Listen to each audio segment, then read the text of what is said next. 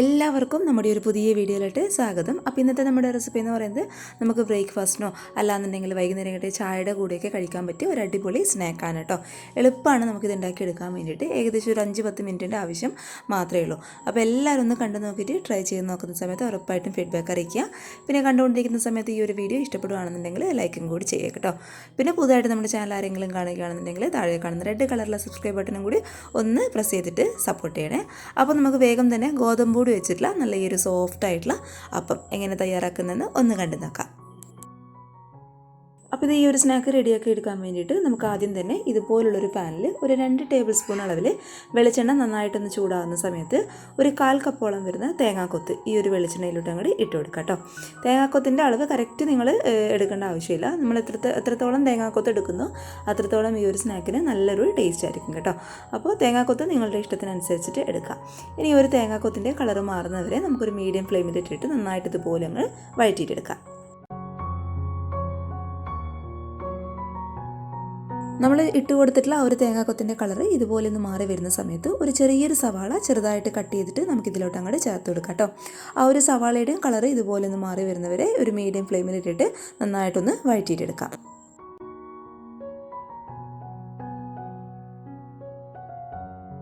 സവാളയുടെ കളർ ഇതുപോലെ ഒന്ന് മാറി വരുന്ന സമയത്ത് ഒരു വലിയ നേന്ത്രപ്പഴം ചെറുതായിട്ട് കട്ട് ചെയ്തിട്ട് നമുക്കിതിലോട്ട് അങ്ങോട്ട് ചേർത്ത് കൊടുക്കാം കേട്ടോ. ഇനി ഈ ഒരു നേന്ത്രപ്പഴത്തിൻ്റെ കൂടെ തന്നെ നല്ലൊരു ടേസ്റ്റ് കിട്ടാൻ വേണ്ടിയിട്ട് 1 ടേബിൾ സ്പൂൺ അളവിൽ കറുത്ത എള്ളാണ് കേട്ടോ ഞാൻ ചേർത്ത് കൊടുക്കുന്നത്. എള്ളും കൂടി നമ്മൾ ഇതിലോട്ട് അങ്ങോട്ട് ചേർത്ത് കൊടുത്തിട്ട് വഴറ്റുന്ന സമയത്ത് നമ്മൾ ഈ ഒരു സ്നാക്ക് കഴിക്കുമ്പോൾ കറക്റ്റ് ആ ഒരു കലത്തപ്പത്തിൻ്റെ ടേസ്റ്റ് കിട്ടാൻ വേണ്ടിയിട്ടാണ് 1 ടേബിൾ സ്പൂൺ അളവിൽ എള്ള് നമ്മൾ ഇതിലോട്ട് അങ്ങോട്ട് ചേർത്ത് കൊടുക്കുന്നത്. പിന്നെ പഴം വഴറ്റിയെടുക്കുന്ന സമയത്ത് പ്രത്യേകം ഒരു കാര്യം ശ്രദ്ധിച്ചേക്കുക. പഴം ഈ ഒരു പാനിൽ കിടന്നിട്ട് ഒരുപാട് അങ്ങോട്ട് വെന്ത് പേസ്റ്റ് പരുവത്തിൽ ആവാൻ വേണ്ടിയിട്ട് പാടില്ല കേട്ടോ. ഈ ഒരു സ്നാക്ക് കഴിക്കുന്ന സമയത്ത് നമുക്ക് ഈ ഒരു പഴം ചെറുതായിട്ടൊന്ന് കടിക്കാൻ വേണ്ടിയിട്ട് കിട്ടണം. അപ്പോൾ ആ ഒരു രീതിയിൽ മാത്രം ഒന്ന് വഴറ്റിയെടുത്താൽ മാത്രം മതി. നമ്മൾ ചേർത്ത് കൊടുത്തിട്ടുള്ള ഒരു പഴത്തിൻ്റെ ആ ഒരു പച്ച ടേസ്റ്റ് ഒന്ന് മാറിക്കിട്ടണം. അത്രമാത്രം വഴറ്റിയെടുത്താൽ മതി കേട്ടോ. ഇനി ഇതേ മറ്റൊരു പാത്രത്തിൽ ഒരു 1/4 കപ്പ് അളവിൽ ഗോതമ്പ് പൊടി നമുക്കിതുപോലെ ഇതിലോട്ട് അങ്ങോട്ട് ഇട്ട് കൊടുത്തേക്കാം. ഇനി ഈ ഒരു അപ്പത്തിന് നല്ലൊരു ക്രിസ്പിനെസ് കിട്ടാൻ വേണ്ടിയിട്ട് ഒരു 1.5 ടേബിൾ സ്പൂൺ അളവിൽ റവ നമുക്കിതിലോട്ട് അങ്ങോട്ട് ചേർത്ത് കൊടുത്തേക്കാം. ഇനി ഇതിലോട്ട് ഒരു 1/4 ടീസ്പൂൺ അളവിൽ ജീരകം പൊടിച്ചതാണ് കേട്ടോ ഞാൻ ചേർത്ത് കൊടുക്കുന്നത്. അതേപോലെ നമ്മുടെ ഈ ഒരു അപ്പത്തിന് നല്ലൊരു ഫ്ലേവർ കിട്ടാൻ വേണ്ടിയിട്ട് ഒരു ഏലക്കായുടെ കുരുവാണ് കേട്ടോ ഞാൻ ചേർത്ത് കൊടുക്കുന്നത്. പിന്നെ മധുരം ഒന്ന് ബാലൻസായി കിട്ടാൻ വേണ്ടിയിട്ട് ഒരു നുള്ളു ഉപ്പും കൂടി നമുക്ക് ഈ ഒരു സമയത്ത് ഇതിലോട്ട് അങ്ങോട്ട് ചേർത്ത് കൊടുക്കാം. ഇനി ഈ ഒരു അപ്പം റെഡിയാക്കി എടുക്കാൻ വേണ്ടിയിട്ട് നമുക്ക് മെയിനായിട്ട് വേണ്ടത് ശർക്കരപ്പാനിയാണ് കേട്ടോ. അപ്പോൾ ഒരു 3 ക്യൂബോളം വരുന്ന ശർക്കരയിൽ 1/4 കപ്പ് വെള്ളം ഒഴിച്ചിട്ട് നന്നായിട്ട് ഉരുക്കിയെടുത്തിട്ടുള്ളതാണിത്. പിന്നെ ഈ ഒരു ശർക്കരപ്പാനിയിൽ ചെറുതായിട്ട് കാണുന്നത് ശർക്കരയിൽ അഴുക്കല്ല കേട്ടോ. ഞാൻ ആ ഒരു സവാള വഴറ്റിയെടുത്തിട്ടുള്ള ആ ഒരു പാനിൽ തന്നെയായിരുന്നു ശർക്കരപ്പാനി റെഡിയാക്കി എടുത്തിട്ടുള്ളത്. അപ്പോൾ അതിൻ്റെ ആ ഒരു ചെറിയ ചെറിയ തരികളാണ് കേട്ടോ ഈ ഒരു ശർക്കരപ്പാനിയിൽ കാണുന്നത്. അപ്പോൾ നിങ്ങൾ ഉപയോഗിക്കുന്ന ശർക്കരപ്പാനിയിൽ അഴുക്കുണ്ടെന്നുണ്ടെങ്കിൽ നന്നായിട്ട് അരിച്ചെടുത്തിട്ട് എടുക്കുക കേട്ടോ. അപ്പോൾ ഇത് നല്ല ചൂടുള്ള ശർക്കരപ്പാനിയാണിത്. ഇനി നമുക്ക് ഈ ഒരു ചൂടുള്ള ശർക്കരപ്പാനി നമ്മൾ നേരത്തെ എടുത്ത് വെച്ചിട്ടുള്ള ആ ഒരു പൊടിയിലോട്ട് അങ്ങോട്ട് ഗോതമ്പിൻ്റെ പൊടിയിലോട്ട് അങ്ങോട്ട് ഒഴിച്ചു കൊടുക്കാം. എന്നിട്ട് നന്നായിട്ട് ഇതുപോലെ ഒന്ന് മിക്സ് ചെയ്തിട്ടെടുക്കാം. ഇനി ഇത് ഈ ഒരു മാവിലോട്ട് കുറച്ചായിട്ട് ഇളം ചൂടുള്ള വെള്ളം ഒഴിച്ചിട്ട് നമുക്ക് ഈ ഒരു മാവ് ഒന്ന് ലൂസാക്കി എടുക്കാം കേട്ടോ. പിന്നെ വെള്ളം ഒഴിച്ചു കൊടുക്കുന്ന സമയത്ത് പ്രത്യേകം ഒരു കാര്യം ശ്രദ്ധിക്കുക. ഒരുപാട് അങ്ങോട്ട് ആദ്യം ഒഴിക്കരുത്. കുറച്ചായിട്ട് വെള്ളം ഒഴിച്ചിട്ട് നന്നായിട്ട് ഇതുപോലെ ഒന്ന് മിക്സ് ചെയ്തിട്ട് ഒന്ന് ലൂസാക്കി എടുത്താൽ മാത്രം മതി.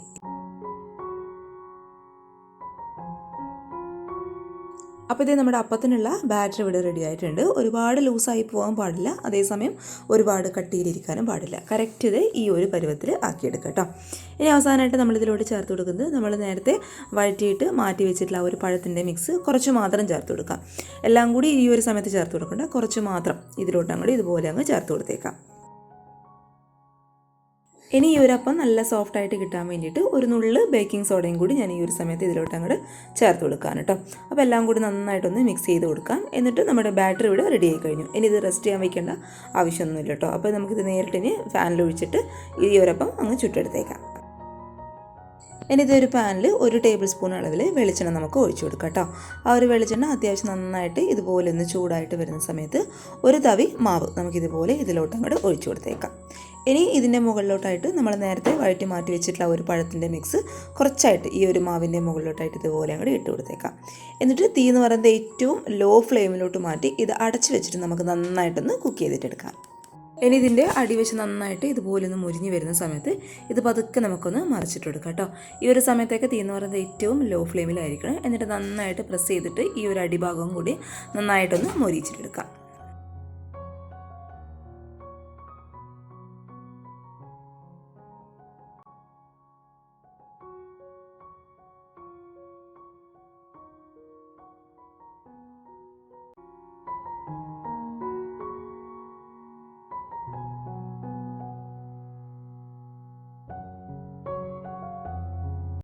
അപ്പോൾ ഇത് ഇത്രയേ ഉള്ളൂ. നമ്മുടെ നല്ല ടേസ്റ്റി ആയിട്ടുള്ള നമ്മുടെ ഈ അപ്പം ഇവിടെ റെഡി ആയിട്ട് കഴിഞ്ഞിട്ടോ. നമ്മുടെ കലത്തപ്പൊക്കെ കഴിക്കുന്ന അതേ ഒരു ടേസ്റ്റ് തന്നെയാണ്. പക്ഷേ കലത്തപ്പം കഴിക്കുന്ന സമയത്ത് നമ്മൾ പഴം അതിൽ ചേർക്കില്ല. പക്ഷേ ഈ ഒരു സ്നാക്കിൽ നമ്മൾ പഴമൊക്കെ ചേർത്തിട്ട് നല്ല സോഫ്റ്റ് ആയിട്ടുള്ള ഒരു അപ്പമാണ് കേട്ടോ. നമ്മളിത് ഗോതമ്പ് കൂടി വെച്ചിട്ടാണ് ചെയ്തതെന്ന് ഒരിക്കലും പറയില്ല. അത്രയും ടേസ്റ്റി ആയിട്ടുള്ള അപ്പമാണ്. അപ്പോൾ ഒരു തവണയെങ്കിലും ഒരിക്കലെങ്കിലും ഒന്ന് ട്രൈ ചെയ്ത് നോക്കുന്ന സമയത്ത് നിങ്ങളുടെ ഫീഡ്ബാക്ക് എന്തായാലും അറിയിക്കാൻ വേണ്ടിയിട്ട് മറന്നു പോയത് കേട്ടോ.